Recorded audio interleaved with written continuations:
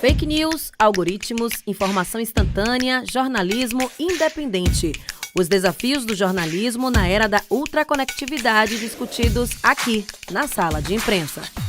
Olá! No Sala de Imprensa de hoje vamos conversar com um colombiano que se tornou um dos grandes nomes da comunicação baiana, Nelson Cadena. Ele já é radicado na Bahia há mais de 50 anos. É jornalista, publicitário, escritor e pesquisador. É diretor regional do Prêmio Colunistas há 45 anos e já escreveu 18 livros, sendo 8 deles na área de comunicação. O nosso bate-papo hoje vai ser sobre publicidade e propaganda. Vamos falar de alguns aspectos gerais, mas também de algumas peculiaridades da publicidade baiana.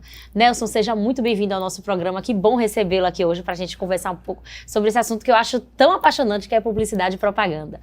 Eu que agradeço esse convite, né, da TV Câmara, e estou aqui para responder as perguntas, né.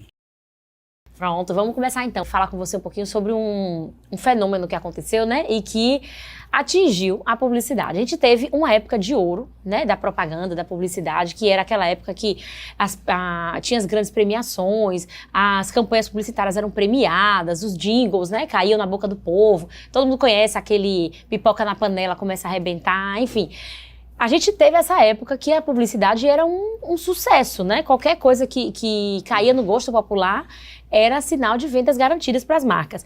Mas de 2010 para cá, quando as redes sociais começaram a protagonizar, né, esse cenário da comunicação, da divulgação de produtos também, se falou muito numa crise. Eu lembro que antes de 2010 um pouquinho, 2005, 2006, quando eu estava entrando na faculdade, já se comentava isso, as agências de publicidade estão em crise e tal. E depois eu fiz uma pós e mais uma vez eu tinha vários colegas publicitários que falavam disso, as redes sociais trouxeram uma crise para as agências de publicidade, as agências estão tentando se reinventar. Como é que o senhor viu isso? Realmente existiu essa crise? O que foi que aconteceu dentro das agências aí nesse período? Bom, na verdade, a crise é muito mais antiga, no caso da Bahia, né? Sim. Mais antiga do que o surgimento das redes sociais, né? Na Bahia, a crise já é do século XX, né? Talvez da década de 90, né? Eu acho que essa crise foi decorrência de ter perdido anunciantes, principais anunciantes da Bahia, acabaram vendendo seus negócios para empresas do sul do país. Aí veio a globalização, essa globalização acabou levando a comunicação, os centros de decisões da comunicação, ou para São Paulo, ou para o Rio de Janeiro, ou para Recife, né? Porque Recife é considerada, digamos, a capital do Nordeste, por ser uma afiliada da Globo, uma afiliada direta da Globo, né? Sim. A Globo tem 5 emissoras no Brasil, né? Uma delas é em Recife. As outras são apenas associadas, como é o caso da TV Bahia aqui, por exemplo. Então, o centro de decisões de muitas empresas acabou indo também para Recife, né? E a Bahia foi se empobrecendo com isso, né? Se empobrecendo, nós tínhamos aqui grandes anunciantes, como por exemplo o Banco Econômico, que foi um banco que fechou. Tinha os concorrentes do Banco Econômico, né? Que era o Banev, que fechou, que acabou sendo privatizado, né? Sim. Tinha a Aspele, que era uma caderneta de poupança, que também acabou fechando. Chegou a ter o próprio supermercado Pai Mendonça, né? Era um dos grandes anunciantes, né? Acabou sendo vendido o grupo, passou por vários donos, né? Acabou nas mãos de uma multinacional no final da história, né? E nós tínhamos anunciantes de alguns segmentos que pararam de anunciar. Então nós tínhamos, por exemplo, um segmento muito forte, que era o segmento de ópticas. E tinha 2 ópticas que disputavam isso com muita garra, né? Que era a Óticas Teixeira e a Óticas Ernesto. E a Óticas Ernesto, que acabou fazendo grandes comerciais, inclusive premiados no Festival de Cannes, que é o principal festival de publicidade do mundo, né? E eram clientes assim, atuantes, né? Nós tínhamos um varejo também atuante em alguns ramos de sapatos. Tinha grandes cadeias, grandes redes, digamos assim, todas elas faliram, né? Era a Sapataria Santana, Sapataria Becerra, e tinha a principal que era, Santana Becerra, tinha Casa Estera também, e eles anunciavam muito, né? Então eram anunciantes que as agências tinham como Era que alimentava essa publicidade mais criativa da Bahia, né, que acabou sendo reconhecida no Brasil inteiro e até no exterior, né? Sim, Então a crise começa com a perda dos anunciantes, né? Inclusive nessa área de loja de eletrodomésticos também, né? Tinha Radiolar, tinha são muitas empresas aqui, para lembrar agora, a Lojas IP, tinha o Correia, todas as grandes empresas que foram fechando, e os negócios foram acabando. O mercado baiano, ele estava calcado em cima de dois segmentos, que era o segmento do varejo, que era o mais forte de todos, e tinha o segmento imobiliário também, porque tinha contínuos lançamentos imobiliários, né? Quando veio as empresas que se instalaram no polo petroquímico e no CIA, né, que houve assim um perfil teoricamente industrial da Bahia, né? Isso gerou a vinda de muita gente do sul do país e de outros estados, e aí cresceram bairros como Apituba, onde houve assim, muitos lançamentos, né? O próprio Vila do Atlântico foi decorrência disso, lá em Lauro de Freitas. E tudo isso foi se apagando, né? Foi se apagando aos poucos, foi diminuindo o mercado, de forma que ele ficou, o mercado hoje, 2024, 55% do mercado, e isso é uma pesquisa recente que eu digo de 4 anos atrás, é de verbas do governo. A gente teve uma convidada que falou isso, assim. Verbas do governo. Quando eu falo governo, é governo federal, governo estadual, governo municipal, câmaras municipais, assembleias, Assembleia Legislativa. Isso e que fez a pesquisa fui eu. Sim. Em 2020. E era 55% era governo. Então, é uma dependência quase total do governo, né? E isso é muito ruim em termos de liberdade de informação, né? Principalmente para os veículos de pequeno porte, né? Tem duas áreas de veículos que dependem totalmente disso, né? Que são as rádios, né? Principalmente no interior, né? Se a rádio for contra o governo, não sobrevive, né? Os blogs, os próprios blogs, portais de notícias, né? Eles dependem dessa verba do governo de uma forma impressionante. 80% dessa verba de publicidade desses portais e dessas rádios é do governo. Sim, a gente teve uma convidada aqui, Cíntia Kelly, que ela é jornalista política, e ela falou isso também, do quanto é ruim os maiores anunciantes de veículos de jornalismo, né, serem o governo, porque compromete, claro, né, digamos assim, a isenção da notícia, não a imparcialidade, mas a isenção. Então, no caso da publicidade, também acaba deixando vocês um pouco tolhidos também, né? Exatamente. E uma coisa que se imaginou que ia acontecer na Bahia e não aconteceu, é que tivesse algum desenvolvimento industrial, né? Teve um pequeno desenvolvimento industrial com a chegada da Ford, mas isso não veio trazer negócios para as agências de publicidade, né? Porque a Ford é uma multinacional, né? Tinha as agências, tanto as agências norte-americanas como as agências de São Paulo, né? Que as filiais dessas agências de São Paulo, né? Então não houve assim para a gente não trouxe nenhum benefício. E as empresas do polo petroquímico também não, porque é uma indústria de, como se chama, né? De transformação, né? Não é um produto final de consumo. Então também não veio propaganda com isso como você imaginava, né? Sim, sim. Mas então, quando chegou esse boom das redes sociais, a publicidade então já estava em crise, como você fala? Já estava em crise. E aí aconteceu outra crise em cima da crise ou não? Não, aí aumentou a crise, né? Aumentou a crise porque aconteceram duas coisas aí que eu vejo, né? Primeiro que as redes sociais, quando a gente fala em redes sociais, tem que falar também nas plataformas. Sim. Então, o Facebook, o Instagram, eles levam uma boa parte das verbas, né? E não remuneram as agências. Isso é uma luta que vem, não é uma luta brasileira, é uma luta no mundo, né? Tentar que você tenha uma remuneração, mas não existe essa remuneração, né? Isso vai direto, né? Então, se você quer anunciar alguma coisa, vai no Facebook e você coloca a sua verba ali, né?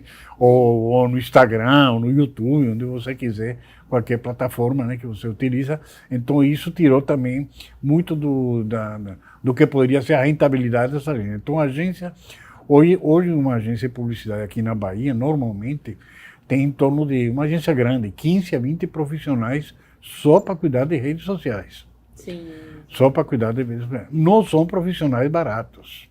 Ele se tornou um profissional mais qualificado, porque ele tem uma certa experiência, ele conhece, né? Ele não é um amador como muitos clientes pensam. Ah, meu filho pode fazer meu Instagram, meu filho faz Facebook, ele passa o dia todo, vai fazer bem feito, mas não é assim que funciona, né? Tem que ter uma estratégia, tem que ter inteligência atrás disso, né? Não que o filho do cara seja burro, mas inteligência que é construída através de estudos, né? Sim. Através de leituras, através de estudos. Então, o que acontece? Isso tudo acabou minando um pouco a capacidade dessa agência. Então, às vezes, você tem 15, 20 funcionários, mas não tem a remuneração que tinha com os grandes anunciantes, que era 20%, que os veículos pagavam de comissão, e mais remuneração de produção, né? Então, ela vai cobrar o quê? Ela vai cobrar só a criação. E a criação da campanha. E aí, isso não é uma verba muito boa, não é uma verba como era generosa antigamente, né? Sim. É uma verba pequena, né? E hoje, ainda falando de redes sociais, assim, hoje como é que o senhor vê? Porque não sei se é impressão minha, né? Se for, me corrija se eu estiver errada, mas assim, parece que os anúncios em rádio, em televisão, nas mídias tradicionais, eles deram uma caída, né? Deu uma queda, assim, porque muita gente prefere agora investir nos anúncios das redes sociais. E aí, como é que está esse mercado de mídia tradicional aqui na Bahia? Como é que o senhor vê isso? Deu realmente essa queda ou não? Eu acho que não tem essa queda assim, dessa maneira que eu estou imaginando. Que eu estou imaginando, né? Mas, de qualquer forma, houve uma divisão da verba, né? Para determinados segmentos de anunciante, acho que eles preferem investir em redes sociais, né? Mas esse segmento antes, esse tipo de anunciante antes tinha outras alternativas, né? Então, por exemplo, uma mídia que foi muito forte, que não existe mais, que era os catálogos telefônicos. Catálogos telefônicos era um camalhaço assim, de 200, 300 páginas com 1000 anúncios. Eu lembro. Com 1000 anúncios. E tinha anunciante que só anunciava em catálogo telefônico e dava uma resposta fantástica, né? O cara que comprava a última capa era um negócio fantástico, porque ele ficava nas casas, na residência, né? Todo mundo usava. Depois que acabou sendo suporte de televisões, de mesas, de tudo, né? Até desaparecer praticamente, né? Mas era uma mídia que era usada porque tinha na visão do anunciante, um baixo custo, né? Porque tem algumas mídias que são muito caras, né? Que a televisão até hoje é uma mídia cara, né? Considerada cara. O outdoor não deixa de ser uma mídia cara também, né? Porque você não consegue ter um resultado com uma placa de outdoor. Então tem que fazer uma campanha com 10, com 15 placas, né? Então tudo isso acaba sendo uma mídia mais cara, digamos, né? A mídia exterior acaba se tornando cara. Fora esses mobiliário urbano, que é um mobiliário relativamente caro. Então a mídia social, ela de alguma forma é um pouco mais barata. Apesar disso tudo, é mais barato. E acaba tendo um resultado dentro de alguns públicos, né? Então, por exemplo, o público jovem é o grande consumidor da mídia social, né? Sim. Aí quando se fala de um público mais idoso, um público mais tradicional, vai para as mídias tradicionais. Aí vai para as mídias tradicionais, exatamente. Sim. E massa, né? Porque assim, hoje em dia se fala muito de segmentação, porque o importante é segmentar, você tem que... eu aprendi muito isso na faculdade, você tem que colocar o produto para o seu público. Não adianta você anunciar em TV, em rádio e tal. Mas ainda tem, então, seu lugar, né? Você fazer essa mídia de massa, de TV e de rádio ainda... Essa coisa da segmentação é uma conversa que vem mais de 100 anos. Eu acho que é do tempo de Papai Noel aqui, e assim falavam em segmentar.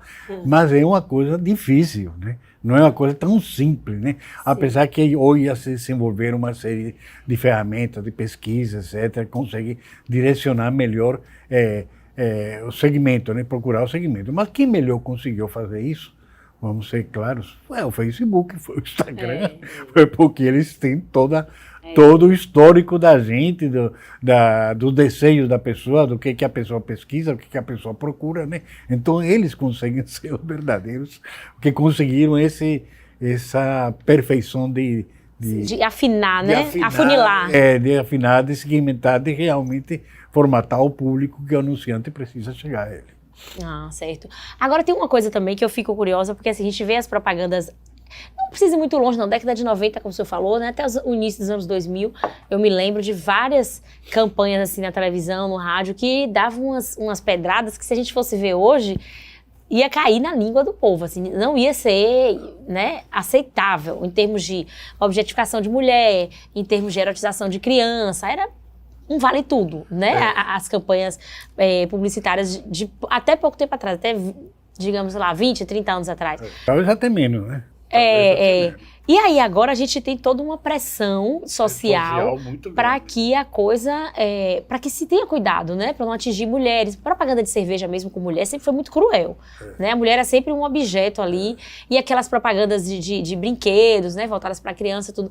Como é que o senhor viu essa nova fase, né, da propaganda, assim, de ter que se adequar a esses tempos de politicamente correto?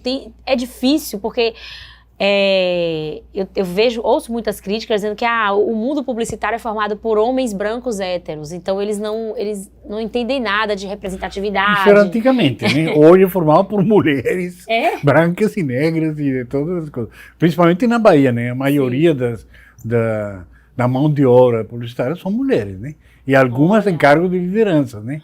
E nessa pesquisa que eu fiz para a BAP é a Associação Brasileira, Baiana da Ciência de Propaganda Brasileira, mas o capítulo baiano, eu fiz 2 pesquisas, uma para a BAP e uma para a Associação Baiana do Mercado Publicitário. Uma foi em 2016, outra em 2019, e a gente viu que as mulheres hoje são maioria em todos os segmentos de agências de propaganda, de agências de live marketing, de agências digitais, elas são maioria. Elas só são minoria em alguns veículos de comunicação. Que veículos de comunicação? Outdoor, empresas de outdoor, elas ainda são minoria. E em rádio, por incrível que pareça, elas são minoria, exatamente. E em termos salariais, elas estão bem representadas? Também são minoria. Também não tem o mesmo padrão salarial. Mas isso não é só na publicidade, em todas as áreas isso acontece, né? Agora, isso que você estava falando, isso mexeu muito com a publicidade, porque a publicidade antes era totalmente aberta, né? Não existia uma fiscalização por parte do consumidor. Então, se fazia o que queria, né? Aí, quando alguma coisa passava um pouquinho do ponto, se fazia uma representação no CONAR, que é o Código Nacional de Autorregulamentação, né? E o CONAR ficava um tempo um pouquinho mais do que o recomendável para fazer o julgamento da peça, que continuava veiculando. E quando mandava suspender, já tinha tido assim uma exposição enorme, principalmente se fosse na televisão, né? Que é o veículo de massa, ou até no rádio mesmo, né? O rádio também é um veículo de massa, né? Isso aí, e o CONAR tinha um problema sério, né? Porque o CONAR foi feito para não funcionar. Foi mesmo? Como tudo no Brasil, né? Tudo no Brasil é feito para não funcionar, né? Qual era a malandragem disso aí? A malandragem era a seguinte, o CONAR tem que ter representantes da sociedade. Só que essa escolha do representante da sociedade é que ela é meio viciada, né? Ela acaba sendo viciada, que é a mesma coisa que aconteceu com a TV pública, né? Você criou a TV pública, ela tem que ter representação da sociedade. Agora, quem que dá a representação são os partidos, que diga, fulano está representando tal segmento, fulano tal segmento. Então, no final, é uma coisa meio manipulada. No CONAR acontecia muito isso no início, né? Depois isso foi melhorando, né? Foi melhorando até pela própria pressão da sociedade. Mas no início, o objetivo era ter o controle total do julgamento, digamos, né? Do julgamento, né? Apesar de que o CONAR acabou tendo assim algumas vitórias assim de tirar do ar algumas propagandas assim um pouco mais que passaram do ponto, né? Mas depois teve essa coisa da pressão da sociedade que tornou que hoje o publicitário, os criativos se queixa muito disso, né? Porque acabou passando até do ponto também a pressão, no sentido de que o criador ele pensa 2 vezes antes de fazer determinadas, de criar uma determinada narrativa, uma determinada história para uma propaganda, principalmente quando se usa o humor. O humor sempre foi assim um gatilho importante para a propaganda, mas hoje é um gatilho perigoso, né? Hoje é um gatilho perigoso porque você pode estar ofendendo o segmento, né? Tinha um filósofo do riso, né, que era o Verso, né, um filósofo francês, e ele sempre dizia, o humor é uma coisa ruim, Porque o humor, você ri por quê? Porque o cara está andando na rua? Não, você ri porque ele tropeçou, caiu e quebrou a cara. Aí você morre de rir, né?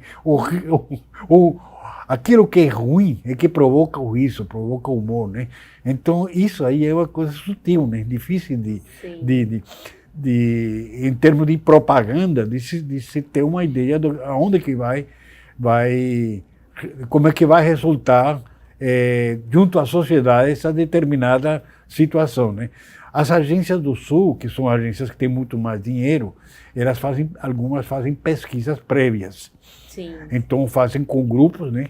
Umas pesquisas direcionadas com grupos para ver qual é a reação.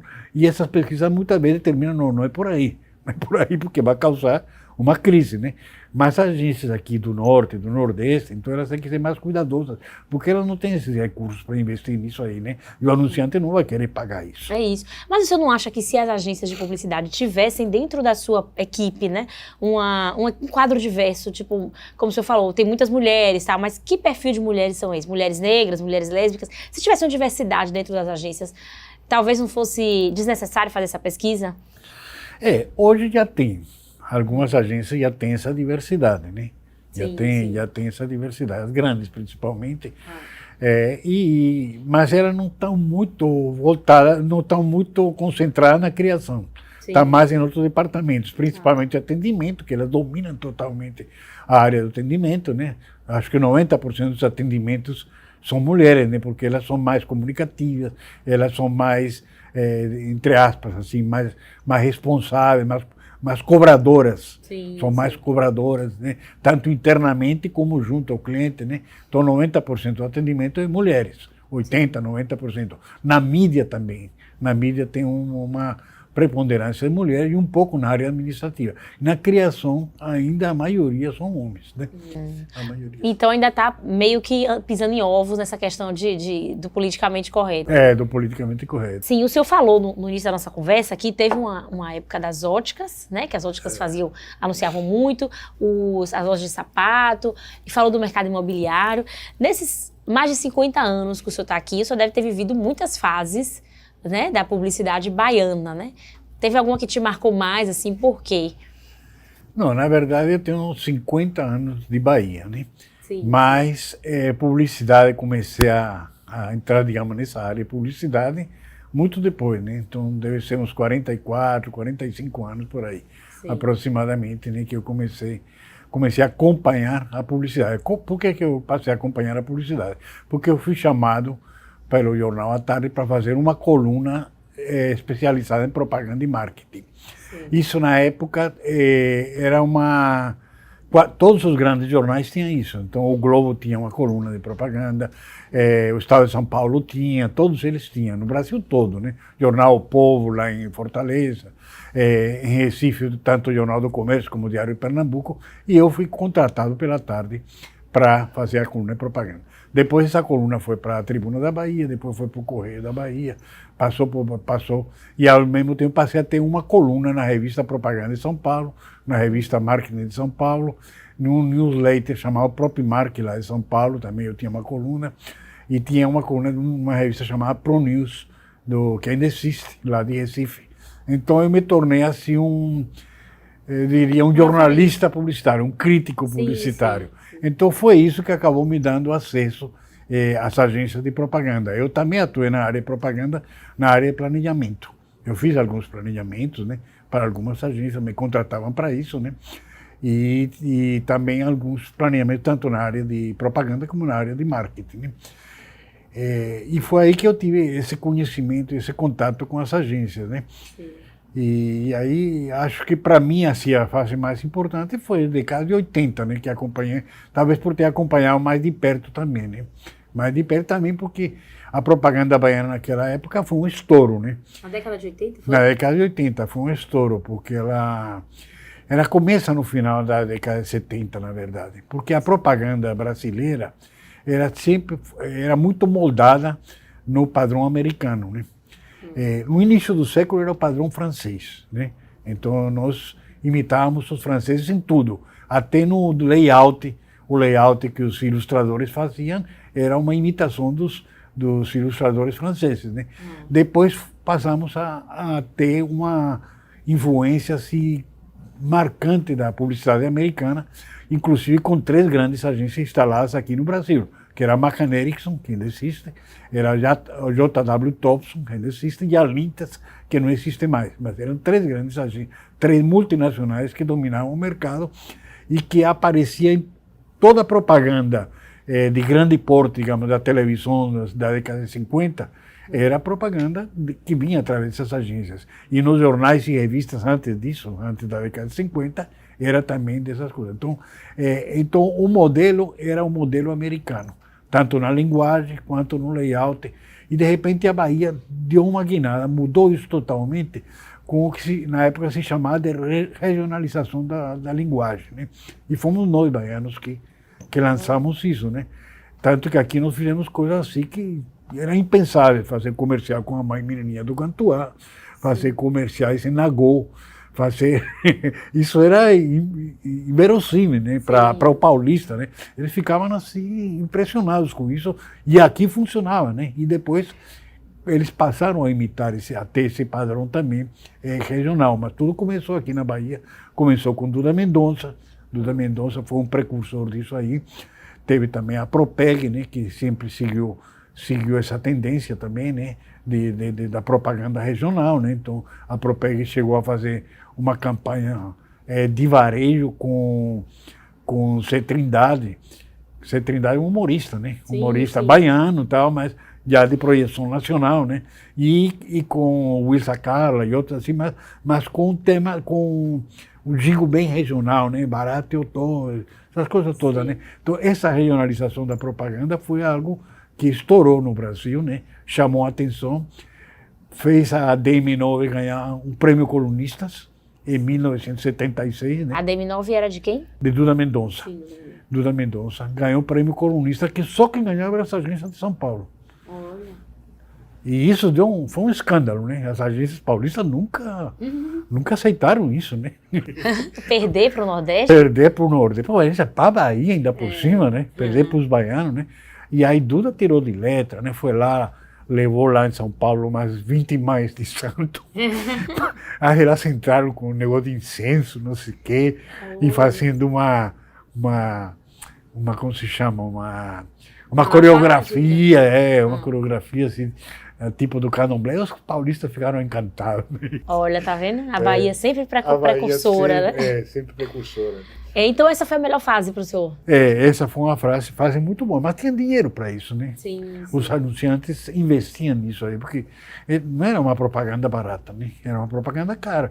O próprio Duda Mendonça, ele inventou o que o pessoal chamava de longa-metragem, fazia comerciais de 90 segundos, né? É longo, né? E era filmagem, e com grandes produtoras e grandes diretores, né? Bons diretores de comerciais que ele contratava em São Paulo, né? Os melhores que tinha no Brasil, né? Isso eram coisas caras, né? Um comercial tem em média 30 segundos, né? E fazendo de média 90... 30, exatamente. Ele chegava a fazer de 90, que era difícil para as televisões veicularem isso, né? Porque as televisões tinham formato de 30 e 60, né? Então, até 45 já era complicado, que diria 90, né?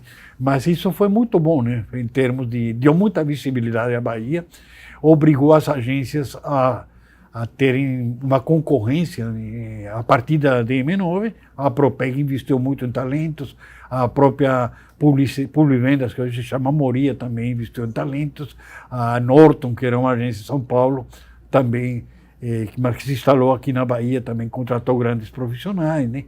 E a propaganda baiana passou a ser uma referência nacional, né? E ganhou prêmios internacionais, né? Isso que é uma coisa muito difícil, né? O Festival de Cannes é o maior festival de publicidade do mundo até hoje. E a Bahia conseguiu ganhar, né? A DM9 ganhou com o comercial de Óticas Ernesto. Tinha uma agência baiana chamada Denver, que era herdeira de uma agência multinacional chamada Denison. E a Denver ganhou com um comercial da Telebahia feito com Júlia Gant, que tinha 14 anos de idade na época. E eles descobriram a Júlia, né? Não era ainda uma atriz conhecida, e foi um comercial que ganhou em vários lugares do mundo, ganhou premiação, né? Ganhou em vários países, ganhou no Festival de Veneza, no Festival de acho que em Londres, acho que ganhou no Festival de Nova York também. Foi um comercial famosíssimo, né? Que é um comercial que não tem nada. Mas esse nada era o comercial, né? Que são dois adolescentes falando ao telefone. Naquele tempo não era telefone celular, era telefone Fixo. fixo. Não, Orelhão? orelhão.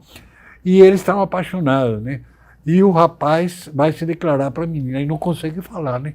Não consegue falar. Não consegue falar. E a menina fica toda nervosa, esperando o que ele vai falar, e ele não consegue falar. Aí vem a narrativa do comercial, uma ficha dura 3 minutos, não sei o quê. Gente, mas é isso, são coisas simples. E no final ele consegue falar, eu te amo, e é aquela coisa, né? Então é uma coisa que também foi muito da propaganda baiana, a emoção.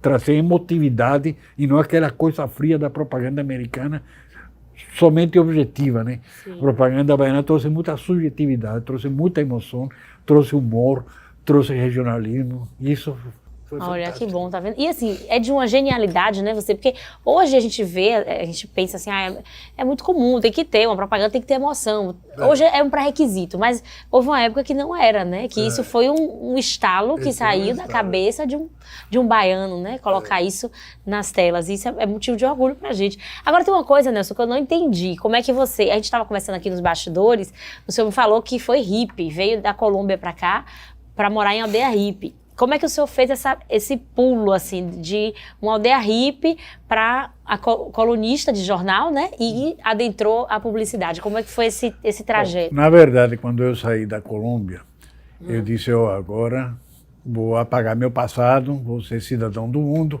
Tanto que eu queimei meus documentos, né? Foi mesmo? Queimei todos os meus documentos, né? Queimei o passaporte, queimei tudo que eu tinha eu queimei. Porque eu me disse, não, eu não preciso de ter uma identificação, eu sou cidadão do mundo. E vim morar na Arembepe inicialmente, porque estava esperando o cometa Corrotec, né? Que diziam que ia chegar e que ia aparecer, que essa coisa assim. Nós ficamos esperando mais de um mês e o cometa não chegou.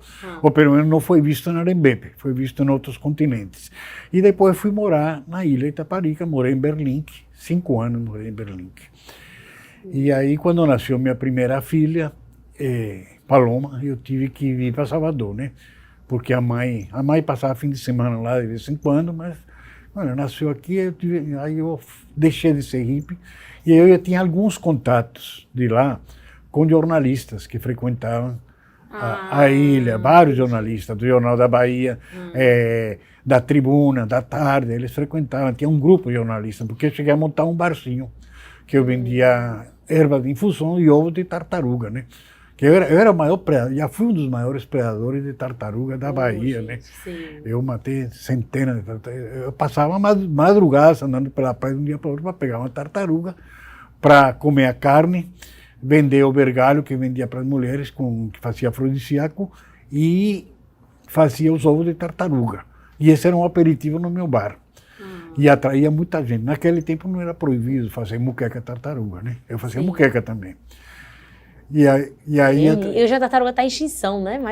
Mas todo mundo fazia, os nativos todos, né? Nativos todos, porque a gente sabe quando que ela vai subir. Sim. A gente sabe que ela vai subir, só não sabe o local que ela vai subir. Então você tem que ficar andando a praia para cima e para baixo, normalmente na lua cheia, até esperar a bicha, e quando chegar a gente virava ela, né? Virava ela Nossa, meu Deus. E matava.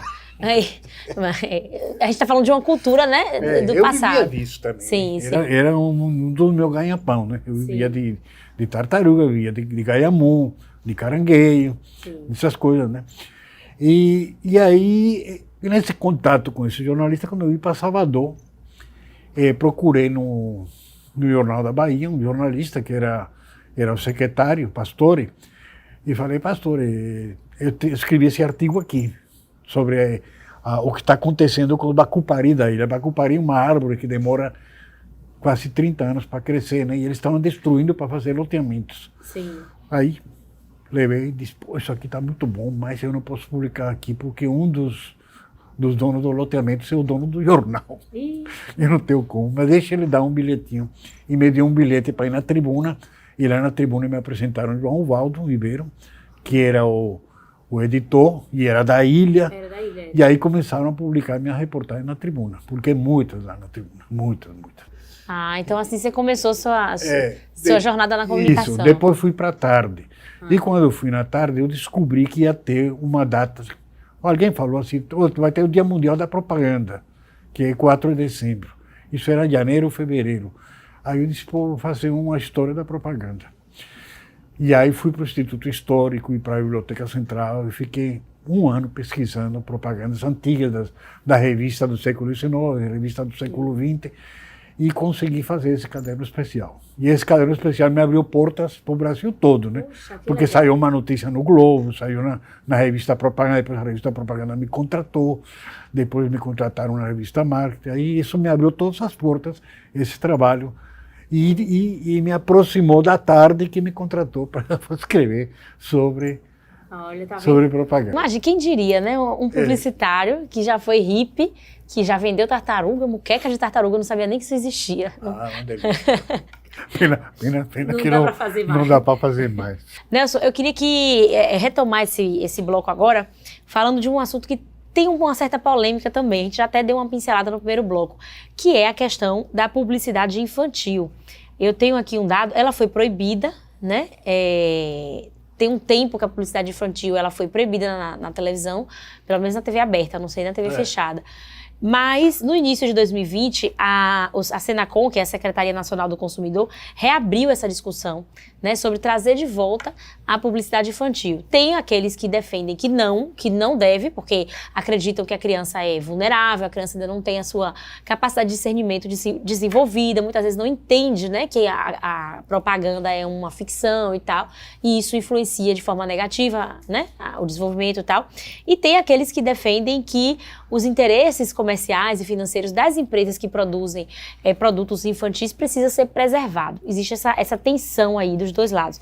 Eu queria saber qual é a sua posição sobre esse assunto. Deve-se ter publicidade infantil? Infantil, que eu digo, é direcionada para crianças, ou não? Eu acho que sim, deve ter, porque crianças também assistem televisão, né? Também assistem televisão e assistem todos os outros meios, né? Principalmente hoje o meio virtual, né? Sim. O celular, né? Toda criança entra no celular e assiste coisas que não deveria assistir, né? Tem aqueles reels, né? Aquele TikTok, aquelas coisas todas que não tem como bloquear isso para criança. Então, eu acho que a publicidade infantil deveria existir, mas dentro de uma normatização, umas regras, né? O Brasil foi um dos últimos países, dos grandes países do mundo, que proibiu a publicidade infantil, né? Ele já veio a reboque. Isso começou nos Estados Unidos, veio nos países europeus, né? Foi sendo proibida por vários motivos, né? E aqui chegou um pouco mais tarde, porque a indústria de brinquedos era muito forte aqui, né? Não sei se todo mundo lembra, por exemplo, a indústria de brinquedos Estrela, né? Sim. A Estrela era muito... Mas tinha umas publicidades que eram muito... que não traria nenhum mal para a criança, né? Tem um comercial famoso de Natal, de um coral da Estrela, que era uma coisa assim muito bonita, né? E esse argumento de que a criança não é como chama, não tem Não tem o discernimento desenvolvido tem ainda. discernimento e tal, mas o desejo que ela tem de adquirir o brinquedo, ele vem por outros meios também, né? E no próprio ponto de venda, quando ela está passando ali no shopping, vê o brinquedo, eu quero esse brinquedo, essa coisa toda. Eu acho que a publicidade infantil poderia voltar, mas dentro de uma normatização, né? Sim, Para não ultrapassar os certos limites. nada muito agressivo. Porque Nada agressivo e nada que seja que seja manipulador. Sim. Eu acho que essa que é a questão. Né? Que eu me lembro muito, quando eu era pequena na época, mas você vê como isso marcou. Aquela propaganda do compre batom. Compre batom, e o batom ficava assim, feito um pêndulo. Não, isso pra mim, hoje eu acho que é uma publicidade agressiva ali, pra criança, né? Que é tipo uma hipnose mesmo, e a criança repete aquilo. E você vê, acho que eu tinha 3 anos na época, e eu lembro disso, né? Do batom passando assim na televisão, e o menino, compre batom, seu filho merece batom. Mas é isso. Agora, Nelson, vamos falar voltando pra publicidade baiana, né? A Bahia, ela sempre teve uma tradição de marketing político. Né, você viveu um pouco disso, como foi essa fase, principalmente no carlismo, né, de viver essa coisa da... Eu lembro que a CM, ele era muito famoso porque ele investia em publicidade, uma publicidade muito refinada. Eu lembro que uma vez eu estudei isso na escola, né, na disciplina de língua portuguesa. O slogan dele é ACM, meu amor, era uma ligação com o nome dele, né? Não, a Bahia continua no caminho certo, quando ele era governador. a Bahia, era a tônica, né? Continua no caminho certo, que era uma forma de você acentuar as iniciais dele, né? ACM. E aí ele trabalhava, tinha todo um jogo, né? Um jogo publicitário. Como foi trabalhar nesse período, assim, com publicidade? O senhor chegou a trabalhar nessa parte também de marketing político? Eu cheguei a trabalhar, mas só na área de eventos, na área de produção de eventos, produzindo comícios, como é que chama? Comícios de manifestações espontâneas. Sabe o que é uma manifestação espontânea, né? Sim, sim. Manifestação espontânea, você contrata um grupo de pessoas, 2.000, 3.000, 4.000 pessoas, aluga ônibus, dá lanche, dá uma diária. Sim. Isso que chama manifestação espontânea. Né? Eu cheguei a fazer uma gigantesca, para 8.000 pessoas. Foi né? mesmo? Para a Ali- CM? Não, não foi para a CM, foi para João Durval, Sim, quando ele era sim. candidato. E aí eu tive que contratar não sei quantos ônibus que vieram de Feira de Santana, mais trio elétrico, dar comida a esse povo, né? Porque você tem que dar um lanche e uma refeição mais pesada. E imagina você dar 8.000 Gente. refeições, é um negócio muito complicado. Na época, tive que montar uma estrutura enorme, ainda tem que contratar os pombos que tem que voar na hora certa, né? É mesmo? Porque pombo é assim, depois de certo horário, ele não voa. E aí essa revoada de pombos tem que ser antes de 17 horas, tal, senão ele não sai. Não sai. Tem todas alguns segredinhos assim, dessa coisa, né? Aí contratava as bandas, enfim, e era um negócio bem interessante, né? Gigantesco também. Gigantesco. Isso todo mundo faz, todas as campanhas políticas fazem Até hoje? Até hoje se faz isso, né? Essas grandes manifestações, essas coisas, é tudo pago, né? O pessoal, você contrata um grupo de pessoas, uma base de Sim. pessoas que vêm pagas, né? E que recebem uma diária e recebem um lanche. E aí tem os empresários de ônibus, hoje em dia eles fornecem os ônibus, né? Fornecem toda a estrutura. Eu trabalhei nessa área. Mas o marketing político baiano, ele se destacou, foi nas campanhas nacionais, né? Eu diria assim que, você falou na CM, a CM, de certa forma, foi o gatilho desse marketing político baiano ser tão bem sucedido. Por quê? Porque ele investia muito nisso aí, né? E quando ele investia, os concorrentes, a concorrência, aquele que não era a CM, que era contra ele, também investia, né? Sim. E aí, se você reparar, quem que fez a campanha de Fernando Henrique Cardoso? Baianos. Quem fez a campanha depois de Fernando Henrique foi Lula, né? Lula, baianos. Quem fez a campanha de Lula segundo mandato? Baiano. Quem fez a campanha de Dilma? Baianos. Foi mesmo. Quem fez a campanha de Temer não, porque Temer não teve campanha, né? E depois vem Bolsonaro, foi o único que não fez. Ainda bem. Ainda bem. E quem fez a campanha agora de Lula? Baianos de novo. Então os baianos sempre tiveram esse domínio das campanhas maioritárias, né? Todas as campanhas de presidente dos últimos anos foram feitas por baianos, e muitas das campanhas de governadores, muitas das campanhas de prefeitos, de deputados federais, deputados estaduais, e se criaram grandes especialistas em marketing político, né? Começando pelo próprio Duda Mendonça, chegou a escrever um livro sobre isso, deixou um pouco a propaganda comercial numa etapa da vida dele para fazer campanhas para políticos, né? Duda fez campanha para Fernando Collor, fez campanha para Paulo Maluf, fez campanha para Lula, né? E outros políticos, muitos, e fez campanha na Argentina, campanha dos candidatos argentinos, fez campanhas no Caribe também, né? Depois tem o Fernando Barros, da Propei, que se tornou um especialista também nacional, né? Um dos nomes mais reconhecidos. Recentemente, Sidônio Palmeira, né? Da Lei Alta, que hoje, recentemente, o Lula chamou ele para aconselhar, né? Porque está perdendo, como se chama, popularidade. Aí chamou um arquiteiro, né? Que é Sidônio é muito jeitoso, né? Sabe fazer as coisas. Então, os baianos desenvolveram essa expertise do marketing político, né? Sim. E o senhor falou de uma coisa que era um tema que eu queria trazer também, essa questão do marqueteiro. A figura do marqueteiro, ela ficou muito manchada, né, com a história do mensalão. Do mensalão. Eu queria que o senhor explicasse o que é o marqueteiro, o que faz um marqueteiro e por que eles são tão importantes assim na política, né? O marqueteiro, na verdade, ele é importante porque ele que traça as estratégias de campanha, de comunicação, ele que trabalha, ele que faz a leitura das pesquisas. Campanha política maioritária tem pesquisa diária, às vezes 2 por dia, né? Porque hoje tem mecanismo de pesquisa que não é apenas aquela pesquisa de opinião que o cara ia na residência, fazia aquela coisa. Hoje você faz por telefone, faz por internet, faz por outros canais, né? Então tem essa leitura das pesquisas, acompanha a concorrência, né? E normalmente como é que funciona isso? Os marqueteiros assistem o programa político no horário, digamos 7, 8, estou falando no caso da televisão. Sim. E aí terminou o programa e já se reúne para atrasar o programa do dia seguinte, né? De acordo com aquilo que foi veiculado, né? E então aí o pessoal vai à noite, vai à madrugada fazendo isso, né?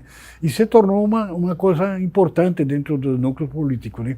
Dentro das campanhas políticas, né? Naturalmente que alguns candidatos são mais difíceis do que outros, né? Esse é um dos problemas, né?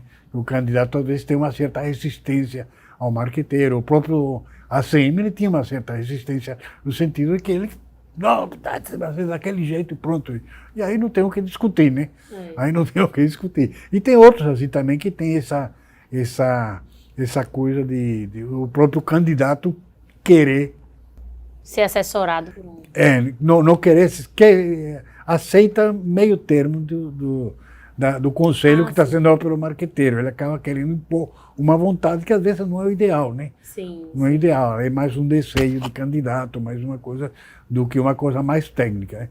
Marqueteiro acabou se tornando uma coisa bem técnica, é uma coisa que foi muito bem remunerada no passado, no tempo que você falou do mensalão. Sim. Do mensalão, foi muito bem remunerada, se cobraram fortunas por uma campanha política, né?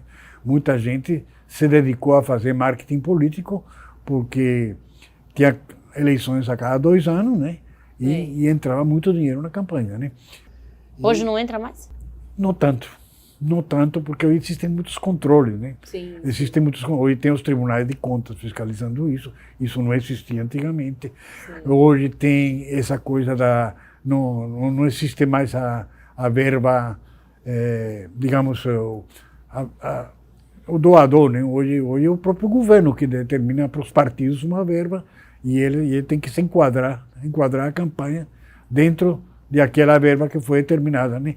E há um controle muito grande sobre o Caixa 2, que ainda existe, mas é mais controlado, é mais difícil, né? É mais difícil de levar, né? Não se ganha mais tanto dinheiro, né, com campanha. Não se ganha tanto, exatamente. E assim, o senhor acha que a crise do mensalão, né, que a gente acabou de citar, ela afetou a imagem dos marqueteiros? Duda Mendonça, eu me lembro que por um bom tempo ele estava muito associado à corrupção por causa desse escândalo, né? Depois eu acho que ele conseguiu se desvencilhar um pouco também disso. Mas o senhor acha que essa crise do mensalão acabou afetando as agências de publicidade aqui na Bahia? No Brasil todo, né? Mas é porque a Bahia estava bem intimamente ligada, né? Duda Mendonça com o PT estava assim, né? A Bahia estava muito ligada, né? Estava muito ligada. Todas essas agências praticavam o Caixa 2. Todas. Isso não tem uma que diga, eu nunca pratiquei, não. Todas praticavam. Era uma prática comum. Agora, claro que aqueles que fizeram campanhas de maior volume, né? Sim. E que pegavam esses recursos que recebia no exterior, né? Tudo isso acabou dando uma imagem assim, um pouco negativa para o marketing político. Mas isso já foi uma fase que foi mais ou menos superada, né? Praticamente. Já foi superado? Acho que sim, hoje já foi superado. E existe esse controle todo e esse cuidado de não ultrapassar, né, essas regras dos investimentos das campanhas eleitorais, né? Sim. É isso. Agora tem uma outra questão também que é bem delicada. Quem trabalha no meio político sabe, né, que a melhor forma, eu já ouvi isso de várias pessoas que trabalham nesse meio. E até aqui na Câmara, né, que a gente trabalha aqui, a gente também ouve as conversas. A melhor forma de você lavar dinheiro é através de agência de publicidade, né? Por quê? As agências de publicidade são essa grande fachada, muitas vezes, para servir de meio, né, de lavar dinheiro para políticos mal intencionados. O senhor poderia explicar isso para quem? Não, na verdade, melhor, para lavar dinheiro, é melhor as empreiteiras, né? As empreiteiras, porque é um volume de negócio maior. Agora, realmente, algumas agências, não é lavar dinheiro, né? Mas algumas agências tinham um tipo de sociedade, digamos assim, com alguns políticos, né? Então, que era uma forma de depois remunerar o político, né? Remunerar o político, ou ter um dinheiro para a campanha do político, né? Sim, sim. Mas... fazendo um caixa, digamos, fazia um caixa para o político. Certo. Mas o que eu já ouvi falar, né? Essas agências, elas trabalham com um produto que ele é difícil de precificar, de quantificar, né? Quanto é que custa um jingle? Quanto é que custa é uma coisa que é uma ideia, é uma criatividade sua. Então, não existe uma tabela de preço, né? Então, o que me explicaram é isso, assim, ó, o cara disse que vai fazer um jingle aqui e cobra 10 mil reais, quando na verdade o custo dele é de 2. E aí já é uma forma de desviar. Acontece isso? Acontece. Acontecia e acho que ainda acontece, mas em menor escala, né? Porque hoje tem esse controle dos tribunais de contas. O Tribunal de Contas, eles têm planilha, né? Então tem uma ideia, apesar de ser uma coisa, como você falou, difícil de se precificar, né? Assim como é cavalos, assim como é obras de arte, que são coisas difíceis de precificar, né? Mas de qualquer forma tem um certo padrão, né? Então, se um comercial de 1 minuto feito com com recursos de externa em várias cidades, não sei o que, custa tanto, porque custa tanto numa agência e no outro custa o triplo, né? Sim, entendi. Essas coisas. Hoje é um pouco esse controle. E também porque os fornecedores serão os que mais, digamos, participavam desse processo. De que forma? Então, o fornecedor que ia fazer o filme custava 200 mil reais, mas ele emitia uma nota de 1 milhão, por exemplo. De 1 milhão, que era esse dinheiro que ia para a campanha. Ah, do caixa 2. Uma parte ia para a agência, uma parte ia para a campanha. Mas hoje nenhum fornecedor faz isso, porque sabe que no final quem vai preso é ele. Isso já mudou. Hoje é muito difícil uma produtora de vídeo, uma produtora de áudio, se prestar a isso. Não se presta não, porque sabe que no final sou eu que vou preso, né? Porque fui eu que emiti a nota, eu que superfaturei. A agência foi apenas um intermediário, né? Sim. Que bom, né? Que bom, exatamente. Isso foi depurado, já de uns 10 anos para cá. Sim, ou mais, ou talvez mais. Que bom. Agora vamos falar um pouquinho do Prêmio Colunistas, né? O senhor trabalha com o Prêmio Colunistas há 45 anos. O que o senhor já viu assim, nessa premiação de bom produzida aqui pela Bahia? O senhor já falou até de alguns casos aí interessantes, mas o que mais lhe marcou assim, nessa premiação, em todo esse tempo que o senhor trabalha com esse prêmio? Bom, eu comecei a trabalhar no Prêmio Colunista em 78 ou 79, mais ou menos.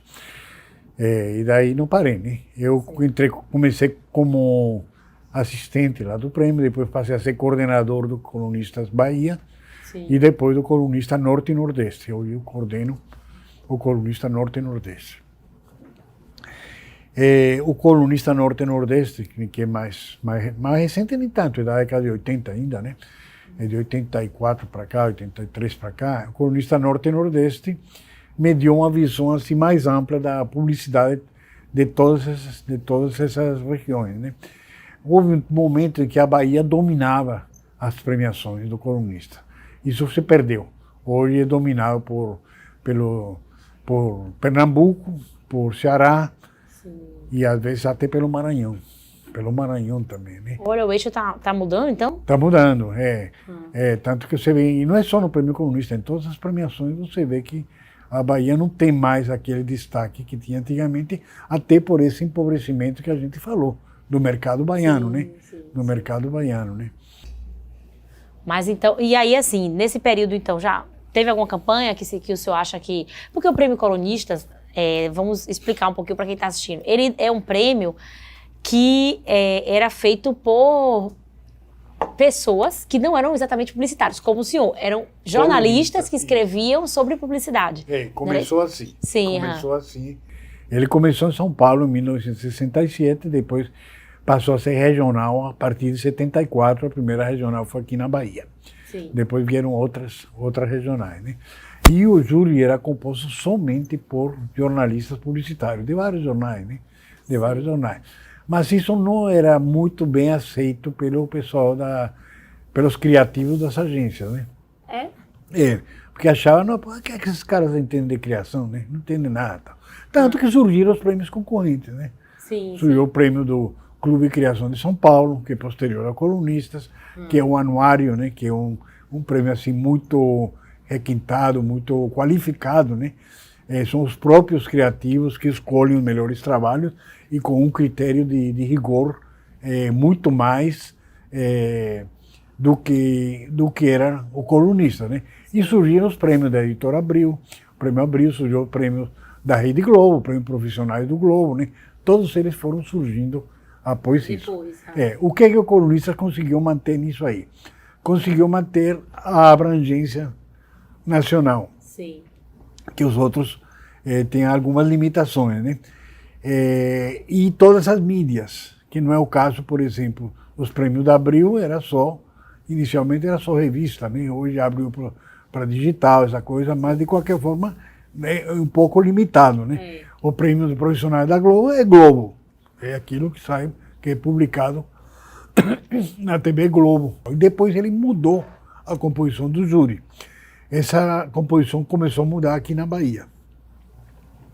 Nós começamos a mudar isso deve ter uns 8 anos, 10 anos, e começamos a chamar criativos para fazer parte do júri. Inicialmente era metade de criativos e metade de colunistas. Hoje é 90% criativos. Poxa, e poucos colunistas. E poucos colunistas.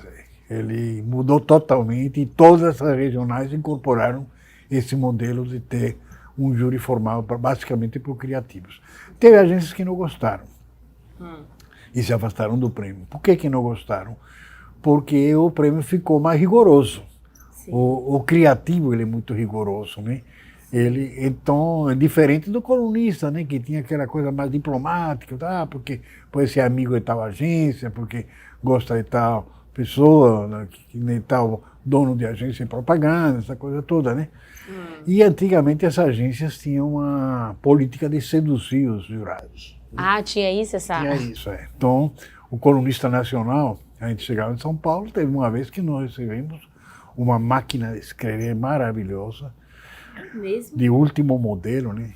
De uma agência de propaganda, e queira ou não, isso está induzindo, né? De alguma forma. Outra vez nós recebemos uma cesta, assim, com champanhe, com vinhos franceses, com todo tipo de coisa, né? E uma passagem para o Festival de Cannes. Gente. 2 passagens. Imagina o investimento que a agência fazia para isso. Era. O negócio como chama? Da cesta, acabou dando errado, porque foi que teve um colunista que se insurgiu contra isso, aí fez um escândalo, isso é um absurdo, temos que devolver, e acabou devolvendo. E as passagens também? Também, devolveu tudo. Acabou devolvendo e acabou sendo até um marco para alertar outras agências que não deveria fazer, né? Fora outras coisas que eram feitas no início do prêmio, né? Posso até falar aqui hoje, que era aquela coisa de contratar mulheres de programa. Era mesmo? Que eu botava lá no hotel, né?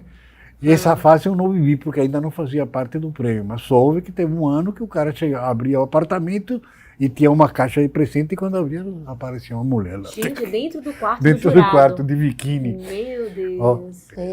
Sinal de que essa premiação, ela trazia muito em termos de imagem, né? De interesse, de interesse. O pessoal se interessava muito. Esse negócio das mulheres mesmo ficou famoso, né? Gente. Ficou famoso. Aí depois botaram a culpa num menino lá, um assessor, disseram, foi ele que armou isso aí, não sei o quê. Alguém estava pagando isso, né? Claro. Alguém estava pagando esse negócio aí. Gente, como esses prêmios eram disputados, né, nessa época. Disputado. Hoje não tem mais isso, tem? Não, isso há muito tempo, né? Isso que deixou de existir, né? Hoje ele é bem técnico, né? Porque, por exemplo, a escolha da agência do ano, que é a melhor agência, ela é decorrente da premiação. É aquela que tem uma premiação mais alta, uma pontuação mais alta. Sim. Antigamente não, antigamente se escolhia a agência do ano. Então nem sempre era mais premiada, né? Sim. Escolhia outra, escolhia a segunda, a terceira, a quarta mais premiada, né? E isso também era uma coisa que criava um certo conflito, né? Porque a agência mais premiada dizia, pô, mas eu fui a mais premiada, por que não foi a agência do ano, né? Sim, sim.